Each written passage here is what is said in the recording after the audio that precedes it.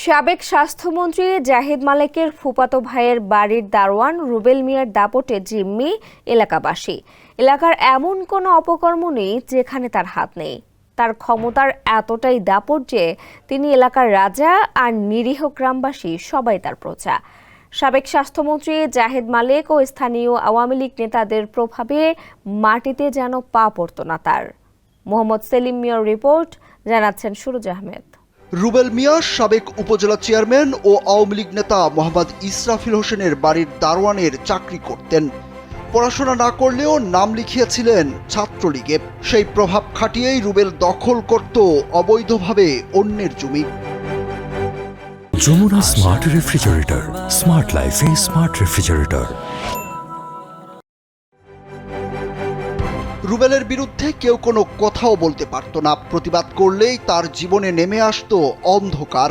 মিথ্যা মামলা দিয়ে জেল খাটানো কিংবা পুলিশ দিয়ে হয়রানি করত মানুষকে।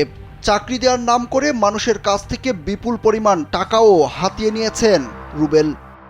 রুবেল ওরফে বধু আমার কাছ থেকে আমার ছেলের চাকরি দেওয়ার জন্য 5 লাখ টাকা নেয়। টাকা নিয়ে আমার ছেলের চাকরিও দেয় নেই, আমার টাকাও ফেরত দেয় নাকি। টাকা পয়সা চাইতে গেলে আমার ছেলেরা আমার আরও মারধর ব্যাপার যায়।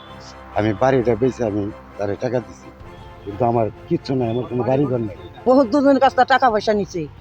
আর ওই যে আমলিকের গাড়ি চালাইছে, যে বড় গাড়ি চালাইছে বাইকু, মাইকু চালিয়ে নেওয়া নেলা শক্তি আছিল, এই এলাকাটা তছনছ করে ফেলাইছে। ওই মাথা থেকে এই মাথা যান, কমপ্লেনের শেষ নাই। একটা লোকও আমার মনে হয় পাইবেন না যে বধুর বিরুদ্ধে কমপ্লেন নাই। সে বিভিন্ন সময় বিভিন্ন অকারেন্স করে। সাবেক স্বাস্থ্যমন্ত্রী জাহিদ মালেকের ছেলে রাহাত মালেকের সাথে ঘনিষ্ঠ সম্পর্ক হওয়ায় সবকিছু ছিল তার হাতের মুঠোয়। রাহাতের প্রশ্রয়ে নিরীহ এলাকাবাসীর ওপর জুলুম চালাতেন রুবেল। অন্যের জমিজমা পছন্দ হলে জোর করে দখল করে নিতেন তিনি। গণ অভ্যুত্থানে আওয়ামী লীগের পতন হলেও রুবেলের অত্যাচার কিংবা দাপট এক চুলো কমেনি। তার অত্যাচারের শিকার এমনই এক ভুক্তভোগী জানান, আওয়ামী লীগ ক্ষমতায় থাকাকালে রুবেল মিয়া দাপট দেখিয়ে দখল করে নেন তার জমি, পৈতৃক সম্পত্তির উপর বানায় রাস্তা। সে সময় বাধা দিলে হামলা চালানো হয় আমজাদ ও তার পরিবারের ওপর। সরকার পতনের পর পালিয়ে গেলেও ফের অর্থের দাপটে সন্ত্রাসী ভাড়া করে চালাচ্ছে অপকর্ম। আওয়ামী লীগ সরকার থাকা অবস্থায় উপজেলা চেয়ারম্যানের বাড়ির কেয়ারটেকার রুবেল মিয়া সে আওয়ামী লীগের ক্ষমতা দেখে আওয়ামী লীগের লোকজন আইনায় আমার জমির উপরে সে বস্তায় পরে মাটি ফেলে দখল করছে। সে এখনো এটা আবার রাস্তা করার জন্য বা জমি দখলের জন্য হুমকি দিচ্ছে এবং আমাদেরকে বিভিন্ন ভয়ভীতি দেখাচ্ছে। রুবেল আমার সহ এই গ্রামবাসী আরো 8-10 জনের মিথ্যা মামলা দিয়ে দীর্ঘদিন এই আইনের মার কাছে হয়রানি করছে। এ বিষয়ে মানিকগঞ্জ থানার ভারপ্রাপ্ত কর্মকর্তা এস.এম. আমানুল্লাহ জানান, এরই মধ্যে অভিযোগ পেয়েছেন তারা।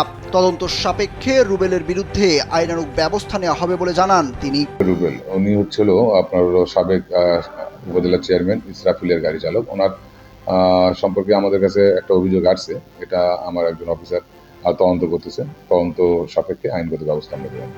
ভুক্তভোগীরা বলছেন, রুবেল দারোয়ান হলেও গ্রামবাসীর জন্য তিনি ছিলেন আতঙ্ক। তার অত্যাচারে অতিষ্ঠ হয়ে ভয়ে পালিয়ে বেড়াতেন অনেকেই। দ্রুত তাকে আইনের আওতায় এনে শাস্তির দাবি ভুক্তভোগীদের। সুরজ আহমেদ, কালবেলা।